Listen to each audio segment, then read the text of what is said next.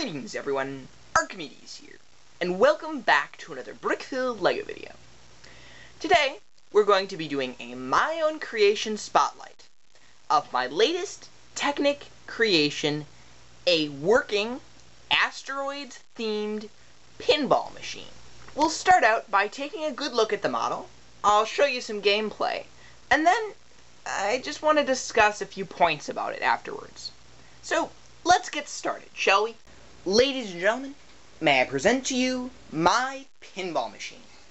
Now, this pinball machine is themed after the vintage video game Asteroids, which was made by Atari a fairly long time ago.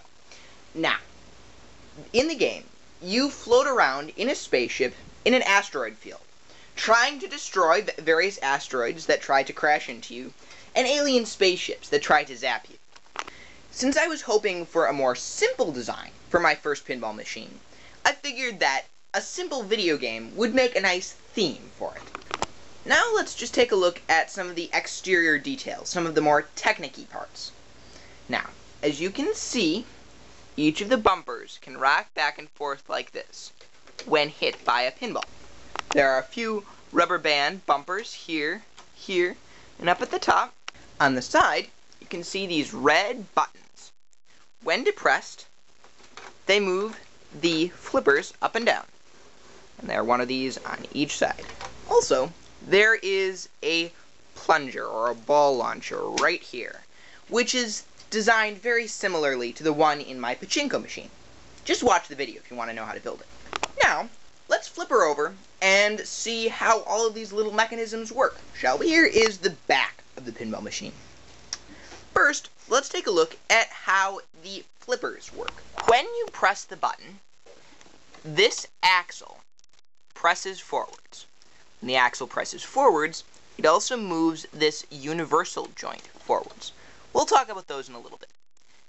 But with that universal joint, then, by means of this Cyclops eye member, rotates the gear. Now, if you flip the machine over again, the gear is attached to the flipper. So, when you press the button, the gear rotates, rotating the flipper. Very simple. I added this rubber band assembly here, so that when you press the button and release it, it would bounce back, so that the flipper wouldn't get stuck at its peak position. The other important Technic device in this model are the bumpers. Now, when I started designing this pinball machine, I wanted it to make a pinball machine that had working scoring. And, however, I wanted to try to make a pinball machine with working scoring that did not require an NXT. So, I had to do a little thinking. As you look at the back of the model here, you see these rubber band and assemblies. These are the backs of the bumpers. As you can see, this allows them to bounce back and forth. But how does this really work? Well, let's take a closer look. Here, in test colors, we have an example of my bumper system. Now, as you can see, this up here represents the bumper at the top. On the back, we have two Cyclops eye members, which are attached to a special kind of member which we'll talk about next video.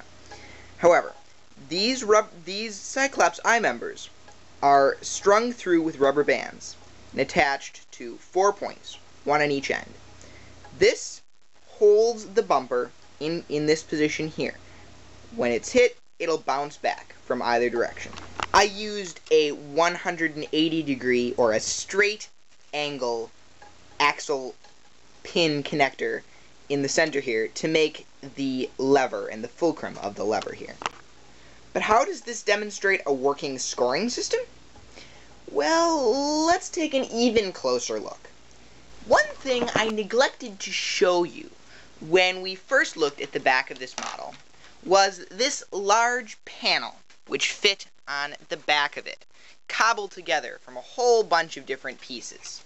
It might not look very important, just a whole bunch of Lego pieces designed to make a back for the machine. But actually, it holds one of the very important mechanisms that makes this pinball machine possible. Amongst all the scattered colors, you'll notice several pin holes here and here, single stud crossover beams. And what you do is you take 2 ball bearings and place one in each of the holes. Now, these holes directly correspond to the hammer-like systems on the back of the pinball machine. So how this works is you take your pinball assembly, you pop it down, and it fits right in between these two. When the bumper gets hit, the balls get knocked off, and they roll down these little scorers down into this trough below. And that is how you score. The higher you get up on the rainbow, the more points you have. That was a rather complicated description, so let's do this a little simpler. Balls sit next to the hammer. When the bumper is hit by another ball up here, the ball is released and rolls down and falls into a little trough. The more balls you have, the more points you have.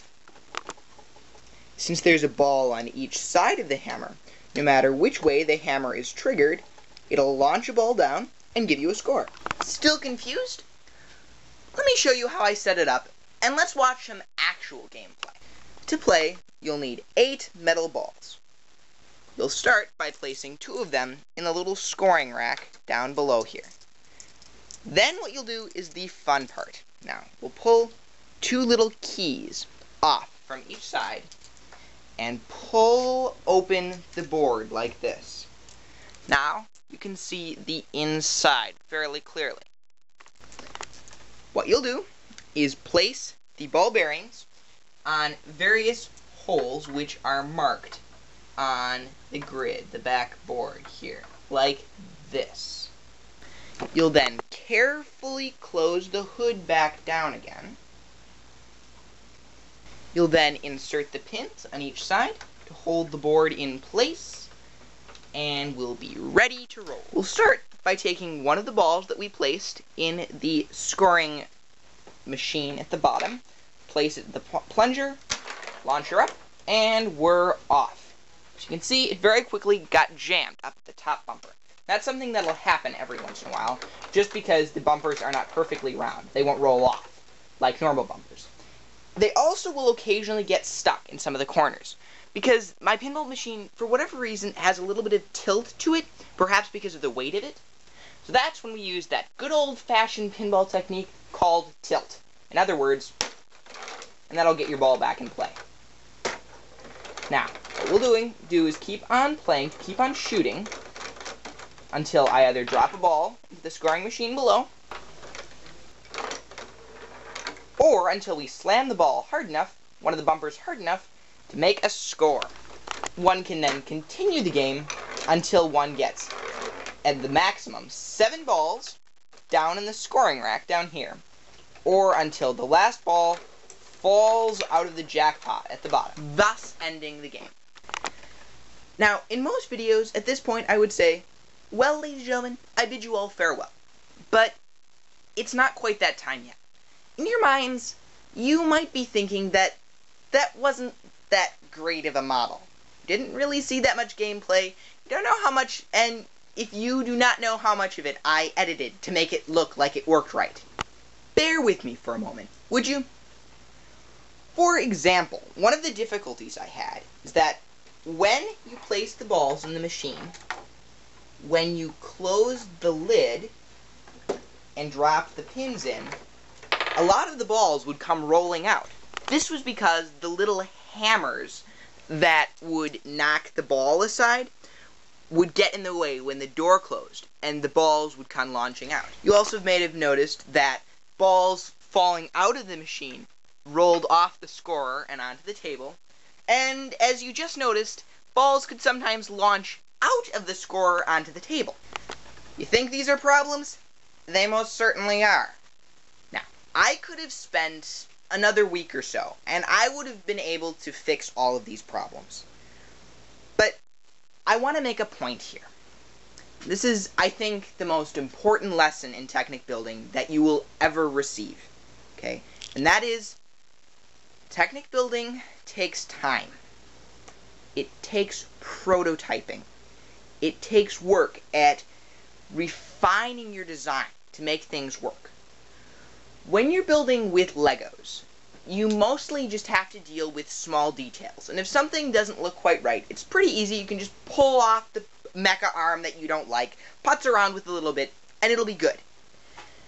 With Technic building, though, there requires a lot more precision in order for all the elements to work. In my model, when the door closed and the balls were launched, it meant that the places where the balls were originally set were in a slightly wrong position. There were things that needed calibrating in this model.